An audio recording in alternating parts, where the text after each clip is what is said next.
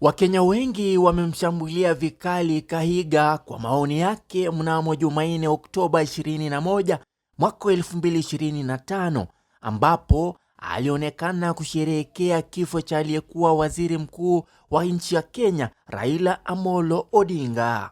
Kutokana na matamshi yake ambayo yamekuwa gumzo kubwa kwenye mitandao na vyombo vya habari, hali hii imemshinikiza kujiuzulu wadhifa wake wa naibu mwenyekiti wa baraza la magavana humu nchini. Kahiga alitangaza katika mazishi huko Nyeri kwamba makubaliano ya kisiasa kati ya Rais William Ruto na aliyekuwa waziri mkuu wa nchi ya Kenya Raila Amolo Odinga yamesababisha vipaumbele vya maendeleo vya serikali kuhamia eneo la Nyanza, na hivyo kupokonya Mlima Kenya sehemu ya rasilimali za serikali kwa sababu ya serikali pana iliyoanzishwa wakati kiongozi wa upinzani marehemu Raila Amolo Odinga alipojiunga na utawala wa sasa wa Rais William Ruto. Baraza la magavana liliitisha mkutano maalum kufuatia matamshi yasiyofaa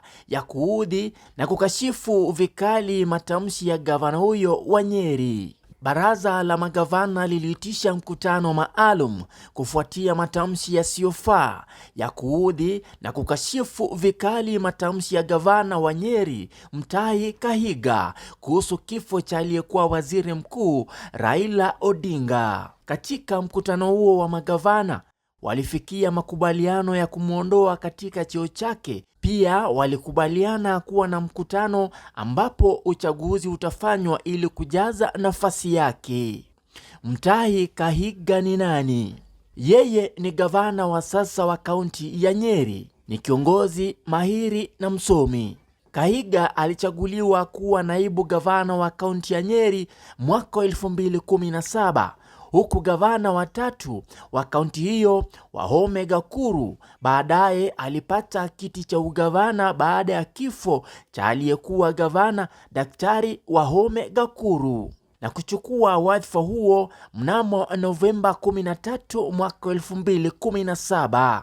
Kahiga alichaguliwa tena kwa muhula wa pili katika uchaguzi wa mwaka 2022 katika chama cha United Democratic Alliance. Kazi yake ilianza katika ualimu kabla ya kuingia katika siasa.